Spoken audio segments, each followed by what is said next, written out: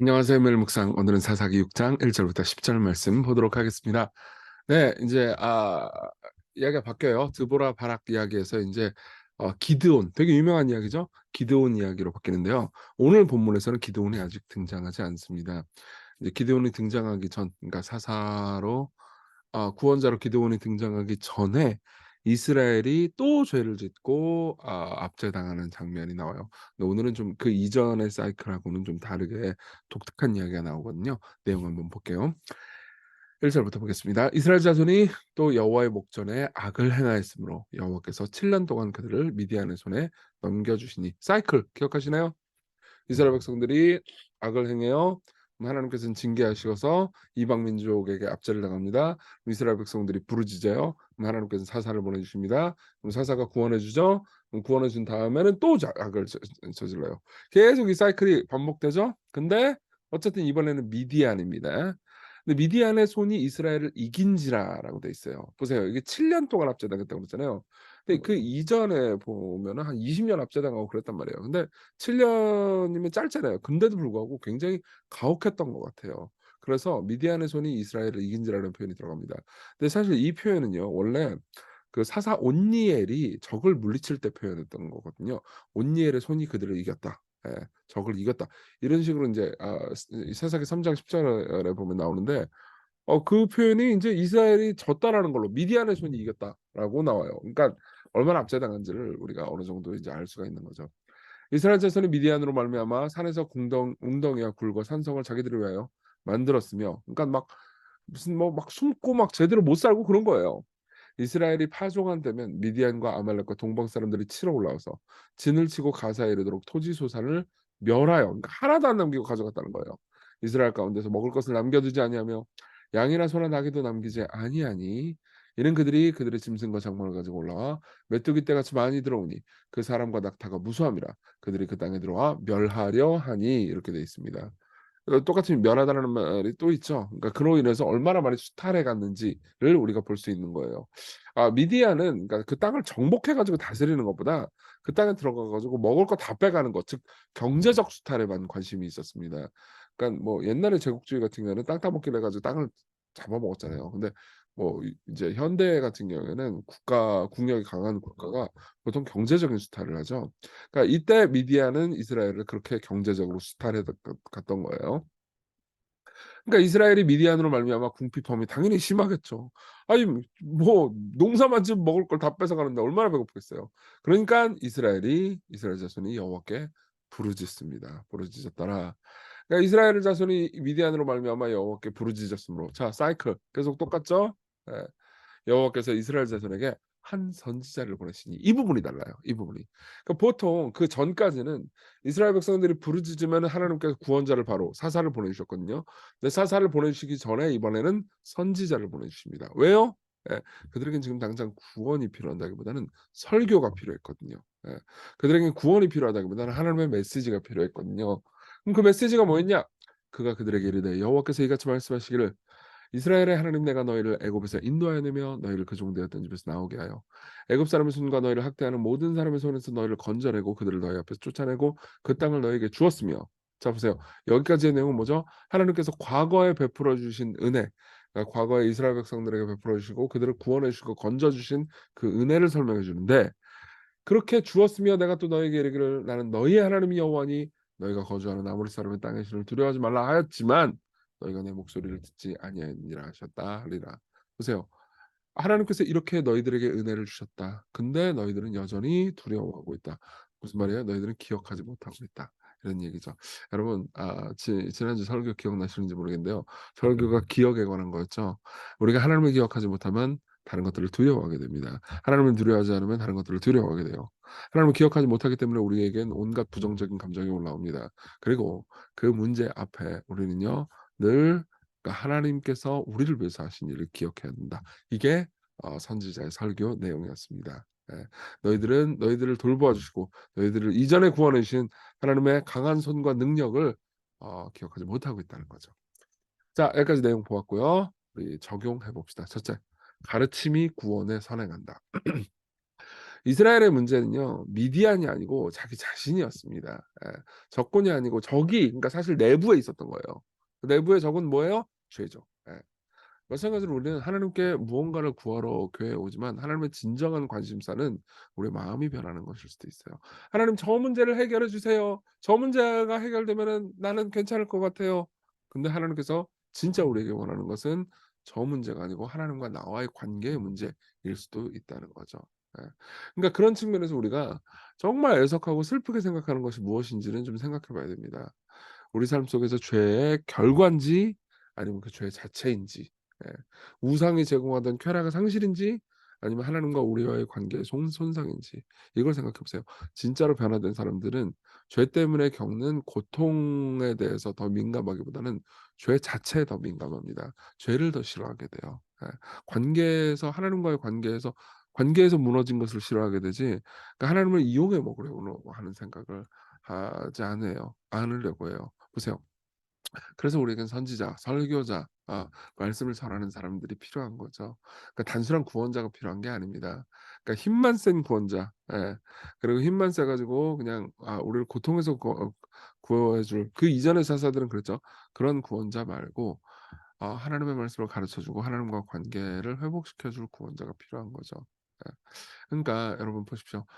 제가 설교자긴 하지만은 설교자를 귀하게 여겨 주세요. 그리고 설교자가 여러분들에게 하나님을 가르쳐 주기를 위해서 기도하세요. 예. 삶의 문제를 해결해 주는 사람이 아니고 하나님이 어떤 분이신지, 하나님께서 예수 그리스도 안에서 우리를 위해서 무슨 일을 하셨는지를 가르쳐 주는 사람. 그래서 하나님과의 깊은 교제를 촉구하는 사람이 되도록 여러분 그렇게 기도를 계속해서 해 주십시오. 자, 두 번째로 꾸짖음 속에 있는 은혜입니다. 선지자의 설교 내용은 회개하지 않는 이스라엘을 꾸짖는 내용이긴 했는데 소망이 있었어요. 그게 뭐예요? 하나님께서 과거에 출애굽 때 하신 일을 다시 한번 생각하고 깨닫게 해 주시는 거죠. 예. 그러니까 이걸 우리에게 적용하자면은 우리는 어떻게 해야 돼요? 하나님께서 과거에 하신 가장 큰 일이 있죠. 그게 뭐예요? 십자가죠. 그걸 통해서 본 하나님의 사랑, 성품, 능력을 기억하십시오. 그분의 능력이요, 십자가에서 찬란하게 드러났죠. 예. 마귀의 원수의 일을 다 부수셨죠, 십자가로. 가장 연약하고 가장 아무것도 아닌 그 십자가가 하나님의 가장 높고 큰 전능을 나타냈어요. 그분의 높고 큰 지혜를 나타냈어요. 예. 죄의 문제를 그냥 힘만 가지고는 해결할 수가 없죠. 예. 우리가 그냥 힘만 가지고는 진정한 회개가 이루어지기보다는 두려움 가운데 "잘못했어요."라고 말만 하게 될 겁니다. 네, 십자가에서 그분이 베푸신 사랑으로 인해서 우리가 진정한 회개, 하나님께로 돌이키는 회개를 할 수 있게 되는 거죠. 그러니까 보세요. 하나님께서 나에게 십자가를 주셨다면, 과거에 그 위대한 사랑을 주셨다면 그럼 미래에도 당연히 돌보아 주시겠지. 어찌 하나님께서 아들을 주셨는데 다른 것들을 아끼실까? 이 생각을 해 봐야 되는 겁니다. 여러분, 이 지점에서 마지막으로 여러분들이 좀 묵상해 봤으면 좋겠는 게 있어요. 이 미디안에 의해서 압제당하고 있잖아요, 지금 이스라엘이. 근데 원래 미디안은 같은 편이었어요. 여러분 혹시 겐 사람들 혹은 뭐 이제 모세의 장인, 예, 이런 사람들 아시죠? 이 사람들이 막 인제 창세 그 사사기 1-2 장을 보면은 이스라엘과 같은 편이 돼 가지고 도와주기도 하고 그렇단 말이에요. 게다가 이 저기 뭐냐, 그 음 미디안 사람 이드로는 모세의 장인이었어요. 그러니까 미디안하고 원래 이스라엘은 한 편이었단 말이에요. 근데 지금 미디안이 가장 가혹하게 이스라엘을 압제하고 있죠. 그럼 뭘 가르쳐 줘요? 예, 진정한 우리 편은 하나님밖에 없어요. 예. 여러분, 사람들에게 되게 많이 실망하잖아요. 근데 사람은 뭐 그건 저도 마찬가지입니다. 예. 심지어 가족들도 마찬가지예요. 예. 사람은 진정한 내 편이 될 수는 없어요. 물론 그러니까 사람끼리 교회에서 가족에서 연대해서 서로 사랑하면서 서로를 위해 줄 수는 있죠. 그렇지만 인간은 한계가 있어요. 결국 인간은 죽잖아요. 예. 인간은 한계가 있습니다. 여러분, 그래서 인간으로부터 구원을 찾으려고 하지 말고 거룩하신 하나님, 전능하신 하나님, 우리를 위해서 아들을 주신 하나님의 사랑 안에서, 아버지의 그 사랑 안에서 우리는 구원을 찾아야 돼요. 우리 같이 기도할까요? 하나님을 이용하기보다는 사랑하는 삶을 살게 하시고 하나님의 말씀 앞에 서서 하나님을 알아가게 하소서. 하나님으로부터 단순히 능력만 구하는 게 아니고 하나님의 말씀, 하나님의 지혜를 구하게 하소서. 그리고 진짜 내 편, 진짜 내 위안이 되는 사람은, 위안이 되는 존재는 하나님 사람이시기도 하죠. 예수님이니까. 예수님은 예수님 외에 아무도 없다. 이걸 기억하게 하소서. 오직 하나님 예수 그리스도 안에서만 구원을 찾게 하소서. 우리 같이 기도합시다.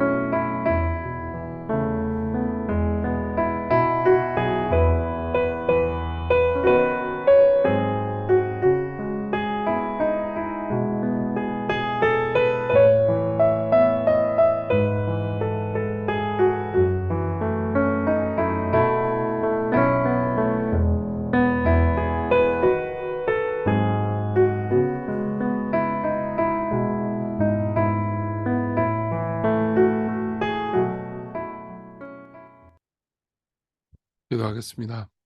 자비로우신 하나님, 하나님과의 관계를 어 고통보다 더 깊이 염려하게 하소서.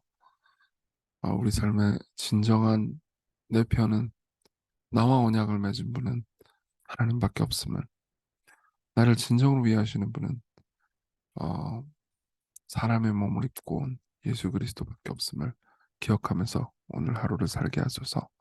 예수님 이름으로 기도했습니다. 아멘. 네, 하나님의 은혜 안에서 오늘 기쁜 하루 되세요.